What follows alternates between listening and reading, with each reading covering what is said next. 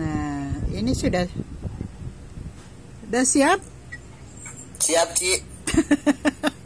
Nathan, ini yang sudah keberapa kali Nathan ketiga kali. Mudah-mudahan ini aman tanpa kendala. Oke? Pokoknya semangat aja Nathan ya. Amin. Amin. Nah, materi apa ini, Dek? Sejarah. Oh ya, sejarah. Oke, balik ke apa namanya? Slide pertama, Dek.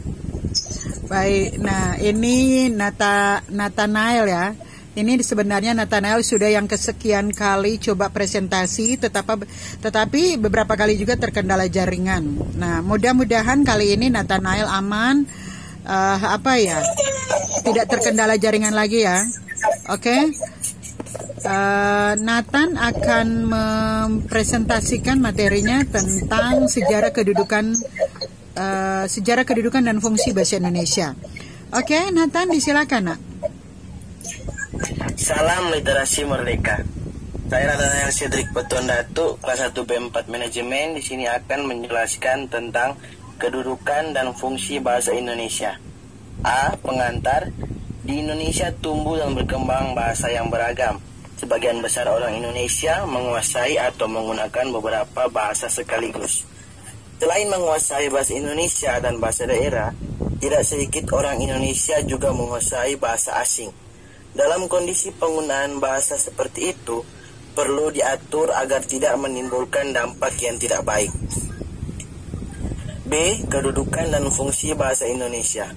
Bahasa-bahasa di Indonesia dikelompokkan menjadi 3, yaitu bahasa persatuan dan bahasa negara, bahasa daerah, serta bahasa asing.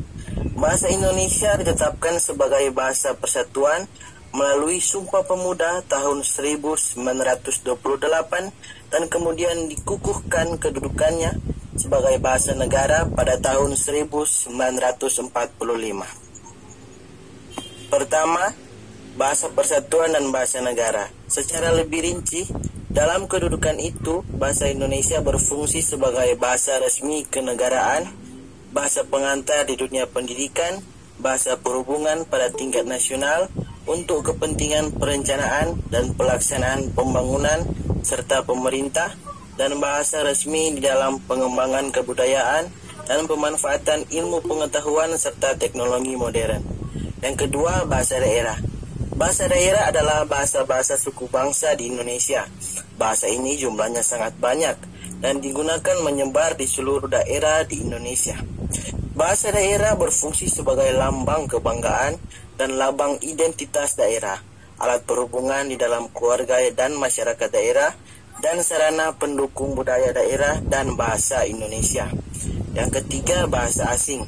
Sehubungan dengan fungsinya sebagai akses untuk memanfaatkan ilmu pengetahuan dan teknologi modern, bahasa asing sesungguhnya hanya melengkapi fungsi bahasa Indonesia yang juga dikembangkan agar menjadi sarana serupa. C. Bahasa Indonesia baku.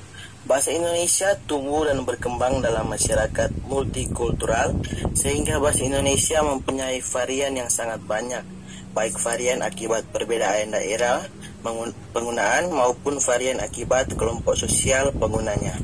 Perbedaan varian itu di satu sisi dapat dijadikan ciri yang menunjukkan dari daerah mana atau kelompok mana seorang penutur berasal. Di sisi yang lain, merupakan perbedaan yang mengganggu interaksi sosial antar kelompok yang menggunakan bahasa Indonesia. Oleh karena itu, untuk keperluan kedua itu, perlu ditetapkan bahasa Indonesia baku yang mewakili setiap varian yang ada.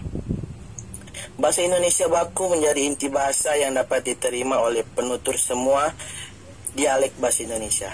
Ciri bahasa Indonesia baku yang pertama, memiliki keunggulan wilayah dan waktu penggunaan. Yang kedua, kemantapan dinamis. Dan yang terakhir, cendekia. Terima kasih. Salam Merdeka Literasi.